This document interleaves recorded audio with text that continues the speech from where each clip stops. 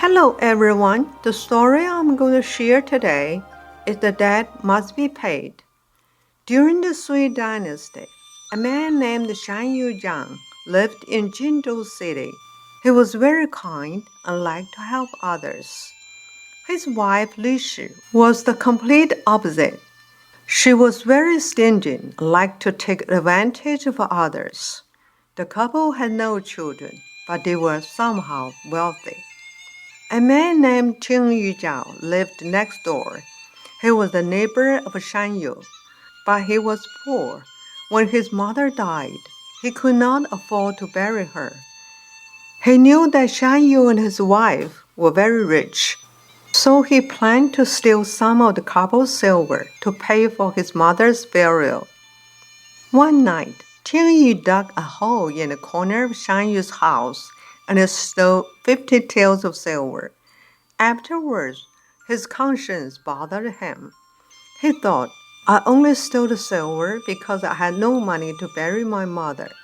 If I cannot pay what I owe Shanyou in this lifetime, I must repay him in our next lives. The next morning, Shanyou discovered the hole in the corner of his house. He immediately knew that someone had broken in. When he checked his silver, he saw that 50 taels was missing. Because he was rich, he did not really care, and at the same time, he thought that perhaps he owed someone. But his wife became upset and said, Such a large sum of money. I could have bought more things for my house. How can you just let it go? She was very angry. When they were discussing what happened, a monk knocked on the door. Shanyou welcomed him into their home and asked, Where are you from? The monk said, I came from Wutai Mountain. I have been begging for alms all day. We need to repair the temple. I now have about 100 taels of silver with me. I want to continue to ask for alms, but it's difficult to carry so much silver. I have heard that you're a good person, so I would like to leave the silver with you. I will return and get it when I finish begging. Shanyou said, I'm glad to keep it for you. Just come back when you are done. Shanyou carried the silver to the back room and gave it to his wife. He told the monk, I'll give the silver to my wife. If I'm not here when you return, just ask my wife, Lishi. The monk left and continued begging for alms. When Lishi saw such a huge sum of money, she was overjoyed. She thought, although 50 taels of silver was taken from me, I now have 100 taels. The monk's money will not only compensate for the money I lost, but I got 50 additional taels. She started scheming and thinking about how she could keep the silver for herself. A few days passed, and Shanyou decided to go to Dongyue Temple to burn incense. Before he left, he told his wife, I'm going now. Remember that the monk may return to pick up the silver, so just give it to him. Lishi said, I will. Soon after Shanyou left, the monk came to pick up the silver.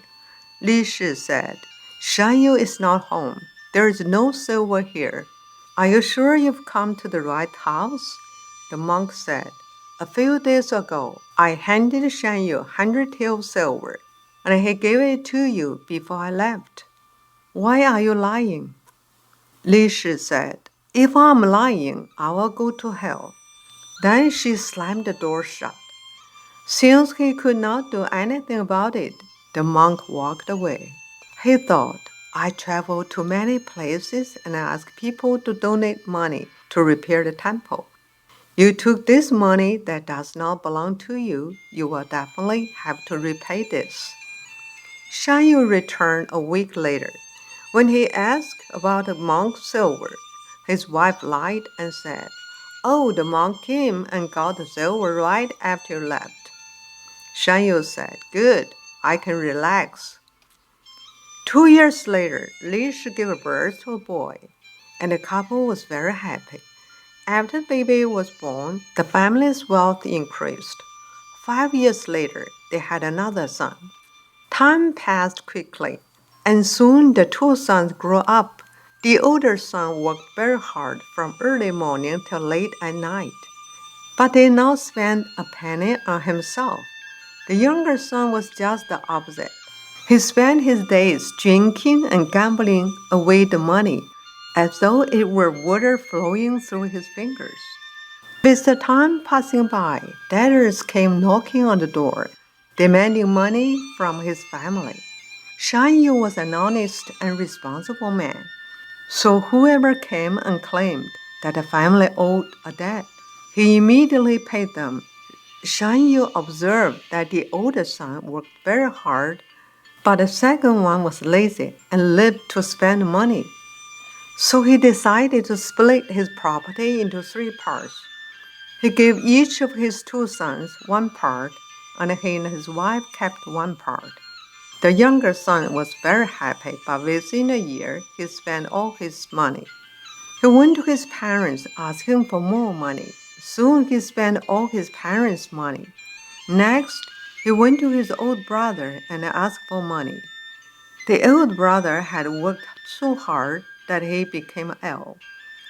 Nevertheless, the young brother kept spending money as though he was draining water from an ocean.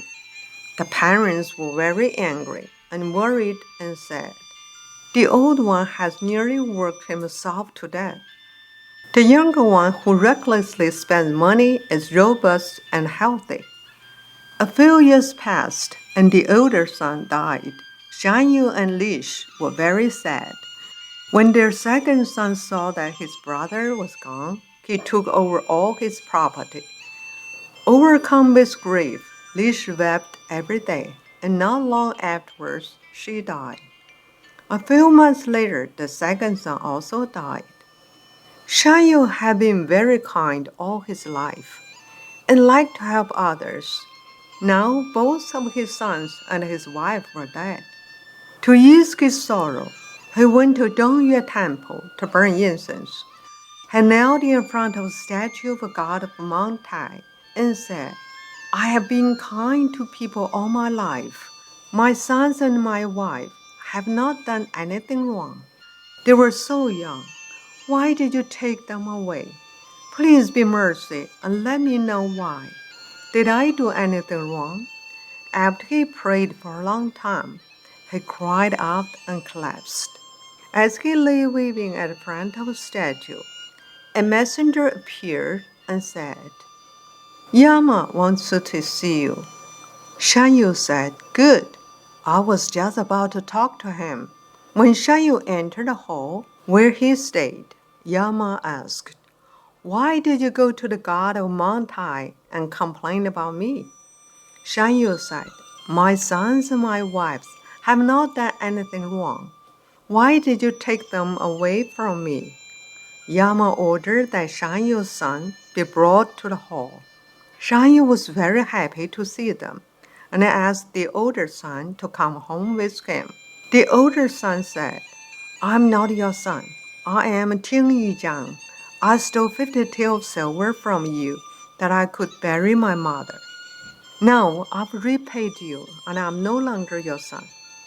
When he heard this, Shanyou felt very sad. He turned to his second son and said, "Then you come home with me." The second son said, "I'm no longer your son. I was the monk from Water Mountain. You owe me 100 taels of silver, but you have repaid me. Everything is settled now." Shanyou was shocked when he heard this and said, "How and what did I owe you?" When Yama heard this, he shouted, "Open the gates of hell and bring Lishi here."